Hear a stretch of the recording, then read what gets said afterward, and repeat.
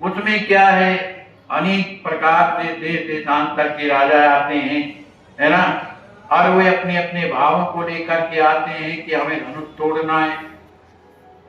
सभा मध्य सीता जब आई, उद्गल मध्य शांति आई।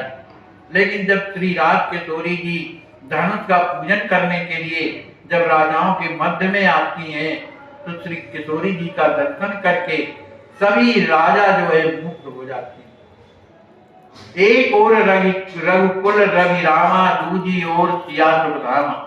एक और सिंहासन पर, दिव्य सिंहासन पर श्री राम जी महाराज का दर्शन करते हैं, दूसरी ओर श्री राज किशोरी जी का दर्शन करते हैं। बहुत से ऐसे राजा हैं इन जो दोनों का दर्शन करके उनके हृदय में जो धनुष तोड़ने का जो भाव था वो अपने आप तिरोहित हो गया, उनके प्रति प्रेम का संचार हो गया। श्री विदेह प्रण सुन पाए, मात नवाए सकल पछताए, सुन विदेह के वचन कठोरा, करुण वीर मित्र घनघोरा। श्री विदेह राज जी के जो दूत हैं वो आकर के प्रण सुनाते हैं कि जो ये धनुष को चढ़ाएगा उसके साथ श्री राज किशोरी जी का विवाह किया जाएगा। श्री जनक जी महाराज के प्रण को सुनकर के बहुत से राजा तो नहीं उठे, लेकिन कुछ लोग जाकर के प्रयास किए, लेकिन उनका प्रयास निरर्थक रहा। इस स्थिति में श्री जनक जी महाराज बड़े अधीर हो गए और उन्होंने कहा कि लगता है ये पृथ्वी में कोई वीर नहीं, और मैंने कहां से ये प्रतिज्ञा कर ली, लगता है मेरी लली जो है बिना ब्याहे रह जाएगी। मुझे लगता है संसार में कोई ऐसा नहीं है जो धनुष को तोड़ने की तो बात क्या उठा नहीं सकता है। इस बात को सुनकर श्री लक्ष्मण जी महाराज को आवेश आ गया। उन्होंने कहा हमारे राम जी की रहते इस तरह से जनक जी बोल रहे हैं, तो उन्होंने गुरु जी की आज्ञा और अभिनंदन जी से तो कुछ कहा नहीं और आकर के और खड़े हो गए, और उन्होंने जनक जी को भी खोटी खड़ी सुना दिया। उस स्थिति में सभी दुखी हैं, नर नारी दुखी बेलोक राघव, ताज शांत स्वभाव से, शिव चाप कला प्रकाश पूरत निरत भावित भाव से, कर जोर महामीत पावन विमल पंकज भाव से, क्षण मध्य रखा पिनाक भंजम किए राघव चाव से। सभी स्त्री पुरुष दुखी है कि कोई किसी ने धनुष नहीं तोड़ा। यहाँ जनक जी महाराज भी पश्चाताप कर रहे हैं, दुखी हो रहे हैं। लक्ष्मण जी खड़े हुए हैं, उन्होंने श्री राम जी की ओर से प्रणाम करते हुए और कहने लगे, हे प्रभु आपकी आज्ञा बिना मांगे मैं आप कुछ कह रहा हूँ।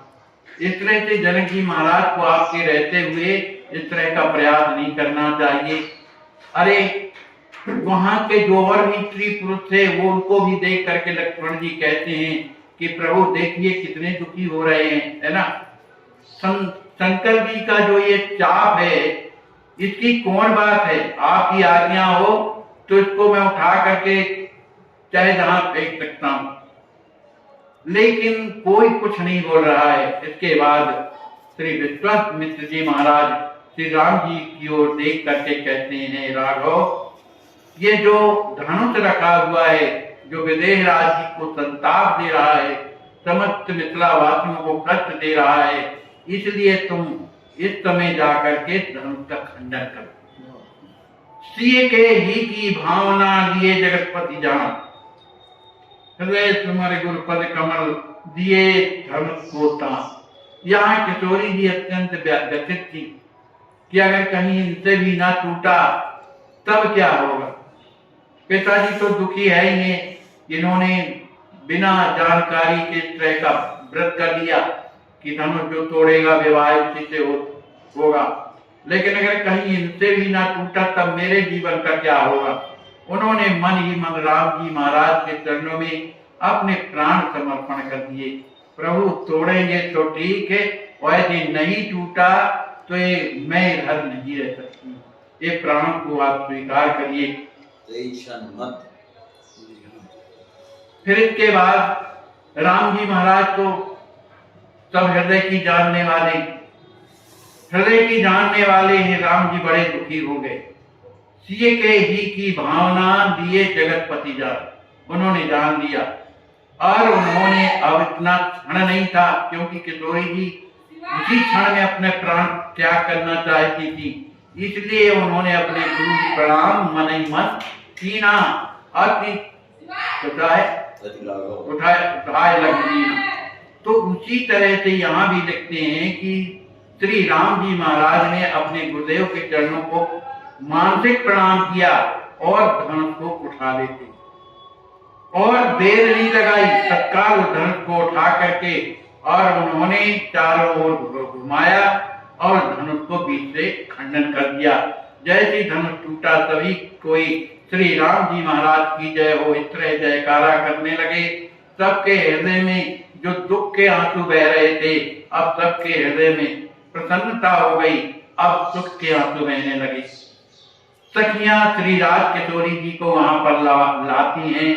श्री राज किशोरी जी ने श्री राम जी महाराज के गले में जयमाला पहनाई।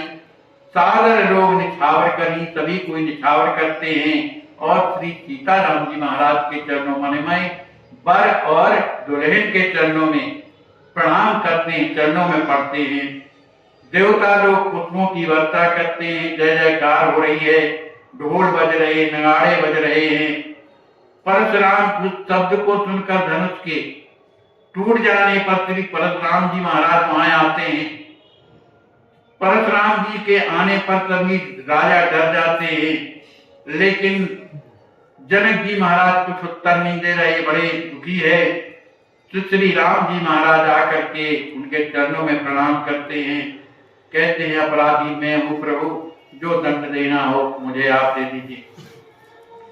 लेकिन वो शांत नहीं हो रहे, तो लक्ष्मण जी ने महाराज ने उनसे उत्तर प्रत्युत्तर करके उनको शांत कर दिया। रघुपति जान जान गमन बन कीना, उन्होंने राम जी महाराज की स्तुति किया। राम जी महाराज ने कहा कि भाई हमारा जो धनुष चढ़ गया है तो कुछ तो करना पड़ेगा, बताइए आपने अपने जीवन में कितने लोकों का निर्माण किया, पुण्य लोकों का, और आपकी अभ्यागत गति है, तो बताओ दो में से किसको नष्ट कर।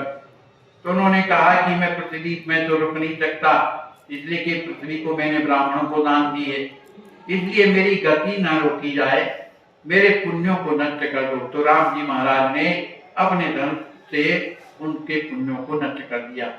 परशुराम जी महाराज अपने वहां से चले जाते हैं। कहते हैं परशुराम जी महाराज की एक संवाद की लीला को सुनकर के पाए प्रसादी प्रेम से किए जाए विश्राम। जब ये लीला यहाँ तक चली, फिर उसके बाद सब लोगों ने रात में प्रसाद मिलता था माता, उस समय हम भी बहुत दिन पहले जाते थे, ये पत्तल केला का पत्ता दिया जाता था और उसमें पूरी और साग, ये लीला के बाद मिलता। तो लोग इस तरह से पा करके अपना विश्राम में चले गए। वहां से खजरी ताल पास में, वहां पर एक महाराज रहते थे, अपने जो स्वामी जी के गुरु भाई, उनका नाम था रामभूषण दास जी महाराज। श्री महंत प्रिय सखा घनेरे रात नित्य प्रतिपूर्ण नेरे, माने वो महंत जी राम जी महाराज को अपना सखा मानते है ना, और श्री अपने स्वामी जी से उनका बड़ा प्रेम था। खजरी ताल आप जब जामे छात्र पाए मिलन घरिया में, जब खजरी ताल स्वामी जी जाते थे पढ़ाने के लिए, तो स्वामी जी उनके घर चले जाते थे, मने रामभूषण दास जी महाराज से। वहां सत्संग होता था रोज, और सत्संग जब होता था तो दोनों प्रेम में भरे रहते थे। उसी स्थिति में नहीं, वो अपने राम जी को पुत्र मानते, मानक पुत्र राम श्री राम, राम जी को पुत्र मानते थे, वो अपने आप को दशरथ जी मानते थे। सहज सुहावन भाव अनुपा तेजस्वी अति विमल स्वरूपा, सेवा करत तने समाई सकल प्रतिष्ठा दूर वे आई, पावन प्रेम भाव अनुरूपा चलत बरात अवध संरूपा। तो वो दशरथ जी महाराज बन के आते थे। अब जब विवाह हो जाता था तो ये महाराज दशरथ जी के स्वरूप में रहते थे, तो अपनी बारात को लेकर के वो चले जाते थे। साधक संत मुनीत मन सखा सदत प्रिय भाव, सहज सरल सेवावती करत पाठ वर्षा। साधु संत अत्यंत प्रेम से कथा माने लीला को देखा करते थे, क्योंकि साधु संतों के भाव अलग अलग होते हैं। कोई किशोरी जी को कुछ मानता है, किसी को कुछ मानता है, राम जी को कुछ मानता, तो अपने अपने भाव के अनुसार साधु संत बड़े प्रसन्न होते थे और बड़े प्रेम से श्री सीताराम जी की सेवा भी करते थे। और जो पाठ करने वाले जो राम जी राज किशोरी थे, वो भी भाव में भरे हुए पाठ किया करते थे। इस तरह से पूर्णी की लीला चलती थी। अभी 2 दृश्य और बनती है। बोलिए श्री सीताराम जी महाराज की जय।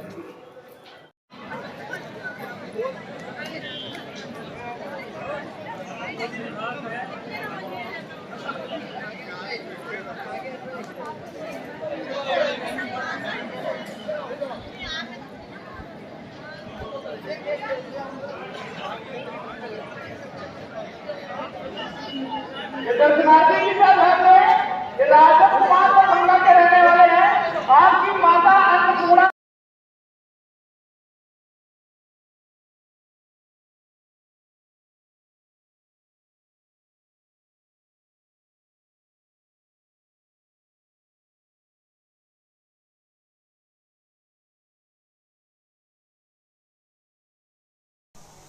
जय सिया राम।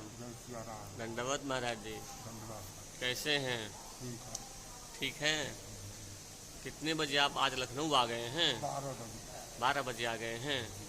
जांचें कुछ हुई हैं आपकी? जांच हुई हैं। कोई दिक्कत तो नहीं है आपको? खाने पीने की व्यवस्था कैसी है? ठीक है। चलिए, आपका इलाज चल रहा है। बाद लखनऊ आज आ गए हैं, अब आपका ऑपरेशन होना है जी।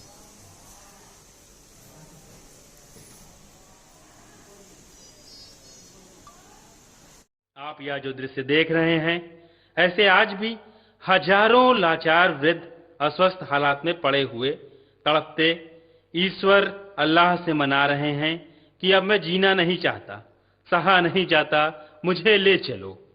आइए, अगर आपके दिल में ऐसों के प्रति दर्द है तो ट्रस्ट के साथ मिलकर अपने अवकाश प्राप्त समय का दान देकर अपनी बौद्धिक योग्यता का, अपने धन का सच्चा सदुपयोग करके इनका दर्द मिटाएं और उस परम पिता परमेश्वर अल्लाह गॉड का प्यार प्राप्त करें। जिंदगी व संपत्ति तो एक दिन हमें छोड़ना ही है, तो क्यों ना हम अपने हाथ से ही उसका इन दुखियों की सेवा में सदुपयोग कर महान पुण्य के भागीदार बने।